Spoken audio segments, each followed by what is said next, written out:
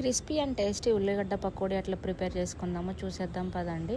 So నేనైతేనేమో 7 గడ్డలు తీసుకున్నా. Onions బాగా తురిమి పెట్టుకోవాలి వాటిని సన్నగా. అండ్ దాంట్లోకైతే కొంచెం కార్న్ అండ్ కొంచెం అయితే శనగపిండి యూజ్ చేసిన. అండ్ తగినంత సాల్ట్, కారం, జీలకర్ర, కరివేపాకు అండ్ పచ్చిమిర్చి ఒక్కటి వేసుకున్నాను నేనైతే. వాటిని బాగా మిక్స్ చేసుకోవాలి. అది దాంట్లో నుంచి వాటర్ కన్సిస్టెన్సీ ఎక్కువ ఉండేది కాబట్టి ఆనియన్స్ కూడా అది ఇంకా గట్టిగా మిక్స్ చేసుకుంటే ఆ వాటర్ అనేది ఆ పిండికి అప్పుడు సరిపోయింది అనమాట. అటు ఇటు కొంచెం అయితే కొద్దిగా లైట్గా యాడ్ చేసుకోండి. అండ్ మనమైతే ముందుగానే కళాయి వేడి చేసుకొని పెట్టుకొని ఆయిల్ పోసుకొని అది కొద్ది హై ఫ్లేమ్లోనే వేడి చేసుకోవాలి ఆయిల్. అండ్ మనం ఇది ఎప్పుడైతే పకోడీ వేస్తామో దాన్ని కొంచెం లో ఫ్లేమ్లో పెట్టుకొని అప్పుడు పకోడీ వేస్తూ ఉంటుంటే ఆ క్రిస్పీనెస్ అనేది వచ్చేసింది అనమాట ఆటోమేటిక్గా. అండ్ ఈ సమ్మర్లో అయితే మనకి ఎట్లా ఖాళీగా ఉంటాం, ఈవినింగ్ అయ్యే వరకు ఏదో ఒకటి తినాలనిపిస్తూ ఉండిద్ది.